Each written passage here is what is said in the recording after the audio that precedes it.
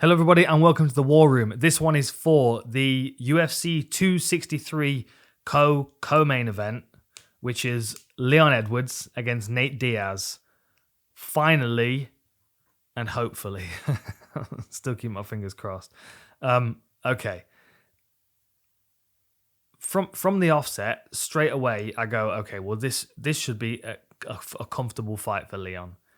He's got too much for Diaz everywhere when it comes to MMA. If you sectioned off parts of the game and made it a gi jiu-jitsu match, or even a no gi jiu-jitsu match, maybe I'm underestimating Nate. But I just feel like Leon is of a standard where if he wants to shut Nate out of this fight entirely, he can. That doesn't mean he's not going to make it difficult for himself, because sometimes he does. Sometimes fights go 25 minutes when he could have finished him inside the first, and that's where Leon, I feel, has struggled, and where Nate can get into this fight is the fact that sometimes Leon kind of fights to a level that he needs to win, but not the level he can do if he chooses to. Like this guy is a vicious striker. He's a lightning sharp striker, very precise, very accurate, very calculated. He's got a real mean streak, which is quite clear when he's throwing his shots, especially his elbows. But he does kind of take his foot off the gas a bit sometimes, and he does allow people to coast in fights sometimes, and you can't do that with Nate because he is 209 through and through. You could cut him in half, and the rings inside that stick of rock say 209, and that's only a reference you're going to get if you're in the UK. He's through and through a fighter. So any moment of the fight where you start to take your foot off the gas and you start to back off, you leave a bit of space for Nate to get in. He's in with both elbows, and he's slapping the hell out of you with both hands. And that's where Nate's game starts to layer. He needs to get to that stage where you've now allowed him to engage you. You think back to the Michael Johnson fight. That looked like a fight. You watch that first round and you think to yourself, Nate's not getting into this. But then, he finds his way in. He toughs it out, and he walks people down, and he wears the damage, and he doesn't mind wearing the damage because it's like a badge of pride for him. Sometimes it works against him. Obviously, in his last fight against Masvidal, that damage that you carry over those years, it does start to catch up with you after a while. And 12 losses on Diaz's record. You've got to think that some of those losses could have been avoided if it wasn't for the damaged skin around his eyes. And that is the first thing that concerns me when it comes to to Leon, because not only has he got really, really sharp hands, he's going to be able to snap a jab at those and start opening them up really early on. But when Nate starts to close distance, we've seen the elbows of Edwards do so much damage. I mean, you think of Gunnar Nelson running onto him, running straight into that forearm as he steps off to the side and smashes him with the elbow, and Gunnar falls to the floor. That is one clean elbow that is a fight changer. And you watch the first round against with Nate Diaz against Masvidal, and you see the same thing. Masvidal's hanging out up against the fence, bit of space, double elbow, and Nate's opened up. There's claret everywhere, and then the fight's starting to slip away from him. When it comes to the grappling exchanges, this is where I feel definitely where Leon can let this fight go, because people underestimate Nate's grappling. He doesn't look like a physically imposing character. He's not a heavily muscled jiu-jitsu guy that forces people into positions. I've just recorded the Marvin Vettori War Room, so make sure you check that out. Marvin Vettori is a power grappler. He forces things into position when, there's probably an easier technique with another 5 years training, but for right now, horsepower will do the job. Nate's not that guy. He's a bit of a trapdoor spider. He kind of works you into positions with punches and with pressure, and you don't really know it's happening until it's too late. That's what we saw with the Conor McGregor rear naked choke. McGregor's tired. He's backed up. He's being hit with a few shots that are maybe not concussive. He doesn't land a shot maybe quite as hard as Leon can. You think we've got an 8-second knockout for Leon against Seth Brzezinski, stung him with that straight punch. I don't think that Nate's got that kind of power, and I can't imagine he's going to do a great deal that's going to really hurt Edwards with one shot. So it's the accumulation of bang, bang, bang, bang. Every one of his fights is like this. It's a constant barrage of, or Cowboy, Roy Markham, Gray Maynard in particular. Like, you just wanted him to go down so he would stop getting slapped around the head, and he was disorientated. And you are, because you're fatigued and you're taking shots around the head and you're not quite aware, but you're also not quite unconscious. So you're like trying to gauge what's going on, and he doesn't allow you to. And then sometimes the reaction out of panic or out of decision making, because it might be the safer route, is they level change. Long time, worn out gi elbows and knees. You've been on the mats all day, every day, and that's all you do.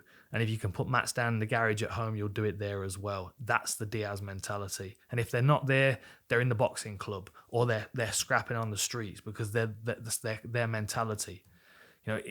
You can't ever discount that, but also you can play off it.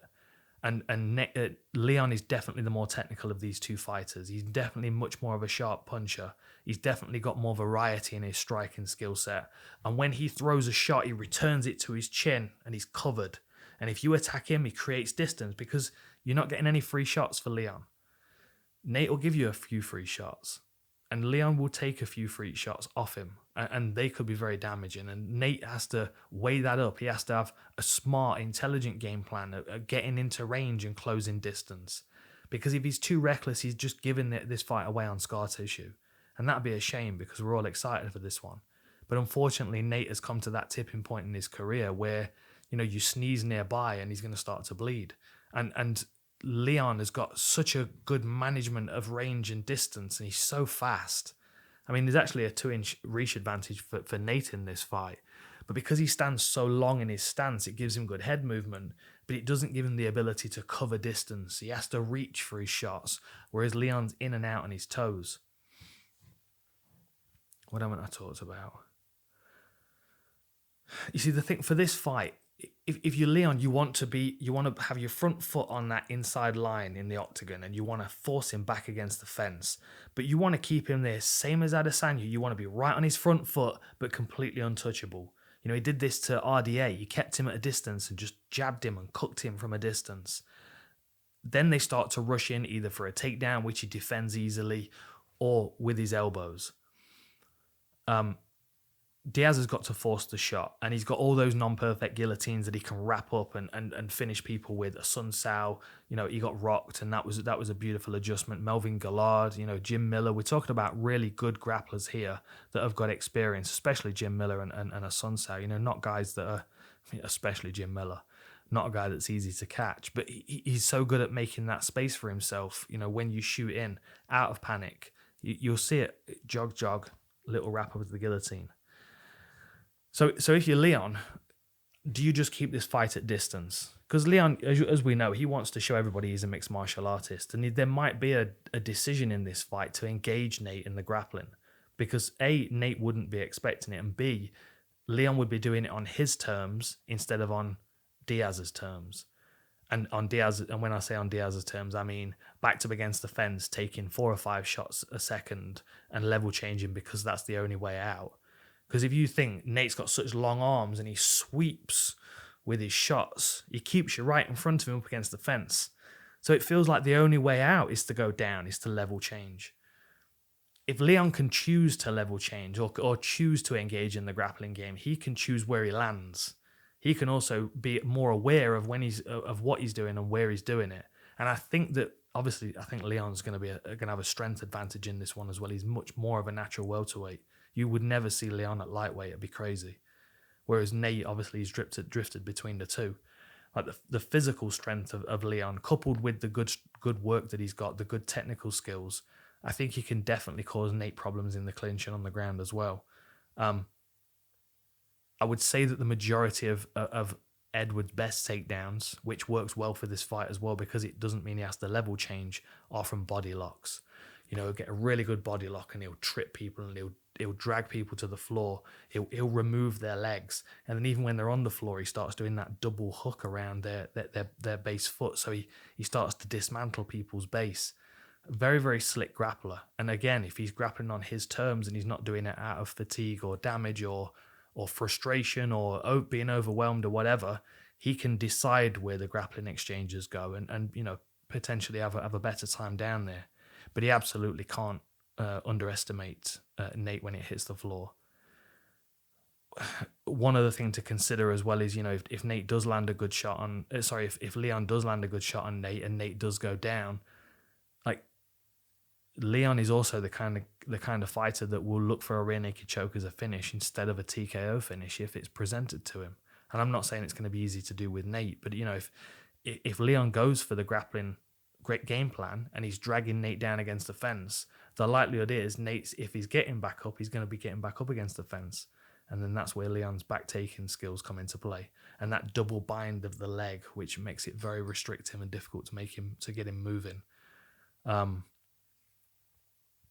Two rear naked chokes on his record, one in the UFC over Albert Tumanov. Obviously, with Nate, it's a whole variety of submissions. He's got 11 on his record. One rear naked choke, 4 triangles, 4 guillotines, 1 armbar, 1 Americana. A nice variety. A very skilled grappler in all aspects of the game. Doesn't probably quite have the horsepower of Leon, or maybe the determination to win and go on to a title shot, because they're at very different stages of their career.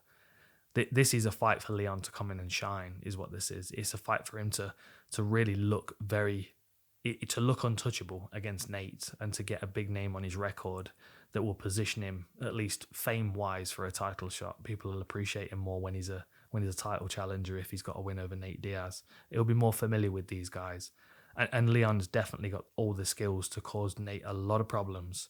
He has to take his eye off the prize. He has to let Nate into this fight. And I'm not saying he won't do that, but this is Leon's fight to handle if he decides. And I think the addition of the scar tissue all around the eyes of Diaz is going to be something else for Leon to target, as well as that long lead leg, which is always there to take bites out of. All right, enjoy these fights. I'll see you next time.